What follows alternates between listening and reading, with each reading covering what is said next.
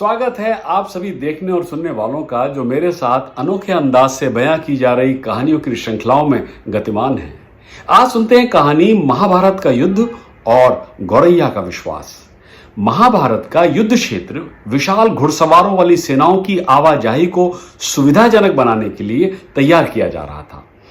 सैनिक हाथियों का इस्तेमाल कर पेड़ों को उखाड़कर जमीन को साफ करने में लगे थे।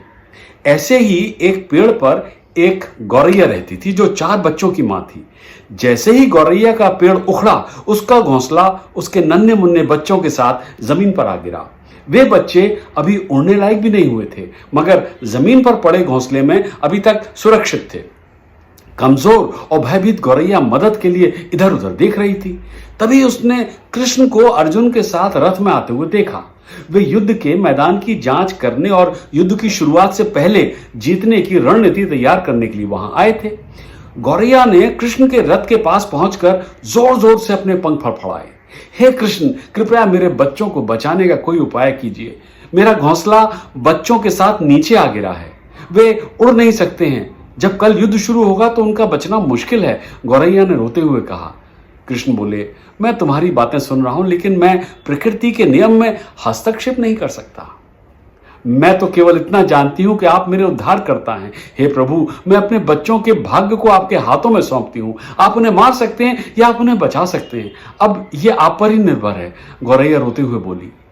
समय का पहिया अंधाधुंध चलता है। कृष्ण ने एक साधारण व्यक्ति की तरह बात की, जिसका अर्थ यह था कि इसके बारे में वो कुछ नहीं कर सकते हैं।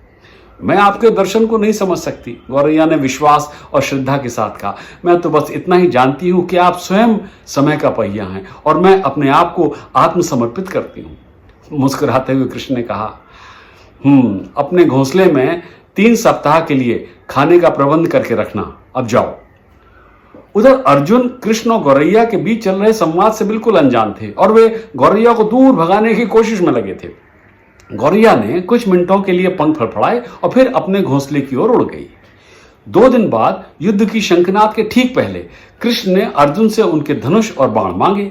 अर्जुन चौंक पड़े, क्योंकि कृष्ण ने युद्ध में हथियार न उठाने की कसम खाई थी। इसके अलावा अर्जुन का मानना था कि वे वहां के सबसे अच्छे धनुर्धर थे। मुझे आदेश दीजिए भगवान, अर्जुन ने दृढ़ विश्वास के साथ कहा। मेरे बाणों के लिए कुछ भी अभेद्य नहीं है। कृष्ण ने चुपचाप अर्जुन से धनुष लेकर एक हाथी पर निशाना साधा, मगर यह क्या, तीर हाथी को लगने के बजाय हाथी के गले में पड़े मजबूत घंटे को जाकर लगा और धड़ाम से घंटा नीचे आके गिरा।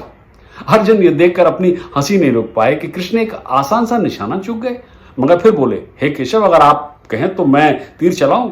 अर्जुन की प्रतिक्रिया को नजरअंदाज करते हुए कृष्ण ने उन्हें उनका गांडी वापस दे दिया और कहा कि आगे अब कोई कार्रवाई करने की आवश्यकता नहीं है। लेकिन आपने हाथी पर तीर क्यों चलाया केशव? अर्जुन ने पूछा।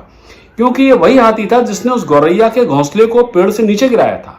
कौन सी गौरैया? अर्जुन ने कहा। और फिर हाथी तो जीवित है, केवल उसके गले का घंटा ही तो अलग हुआ है। अर्जुन के प्रश्नों को खारिज करते हुए कृष्ण ने उन्हें शंखनाद करने के लिए निर्देश दिया। युद्ध शुरू हुआ। अगले 18 दिनों में कई जानें चली गईं। अंत में पांडवों की जीत हुई। एक बार फिर कृष्ण अर्जुन को अपने साथ युद्ध भूमि में लेकर आए, जहां यत्र तत्र योद्धाओं के कटे अंग, फटे वस्त्र, मुकुट, टूटे शस्त्र, टूटे रथों के चक्के आदि बिखरे हुए थे और वायुमंडल में पसरी हुई थी घोर उदासी। कई लाशें अभी भी अपने अंतिम संस्कार का इंतजार कर रही थी। कृष्ण एक निश्चित स्थान पर रुक गए और भूमि पर पड़े हुए एक हाथी के गले के घंटे को ध्यान से देखा। अर्जुन, उन्होंने कहा, क्या तुम मेरे लिए इस घंटे को उठाकर एक तरफ रख दोगे?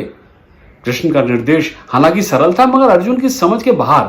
आखिरकार इस विशाल क्षेत्र में जहां बहुत सारी अन्य चीजों को साफ करने की आवश्यकता है, वहां कृष्ण उन्हें धातु के टुकड़े को रास्ते से हटाने के लिए क्यों कह रहे हैं? अर्जुन ने प्रश्नवाचक दृष्टि से कृष्ण की ओर देखा।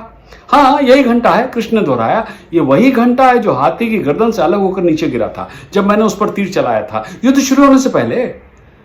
अब बिना किसी अन्य प्रश्न के अर्जुन उस भारी घंटे को उठाने के लिए नीचे झुके और जैसे ही उन्होंने उसे उठाया, उनके आश्चर्य का ठिकाना नहीं रहा। 1, 2, 3, 4 और 5, 4 नन्हे पक्षी और एक गौरैया ने एक के बाद एक उड़ान भरी। गौरैया ने झुम झुम कर कृष्ण के चारों ओर परिक्रमा लगाई। 18 दिन पहले गिराए गए घंटे ने गौरैया और उसके पूरे परिवार की रक्षा की थी। मुझे क्षमा करें हे कृष्ण, अर्जुन ने कहा। आपको मानव शरीर में देखकर और सामान्य मनुष्यों की तरह व्यवहार करते हुए मैं भूल जाता हूं कि आप वास्तव में कौन हैं। कहानी खत्म। देखें क्या सबक सिखाया इस कहानी ने। यही कि कोरोना के का ये दौर महाभारत के युद्ध से कम नहीं है। बेहतर यही होगा कि गौरैया और उसके बच्चों की तरह हम सब भी अपने अपने घंटे रूपी घरों के अंदर ही बंद रहें, जब तक कि कोविड से चल रही ये लड़ाई समाप्त नहीं हो जाती। अगली बार फिर एक नई कहानी, फिर एक नई सीख।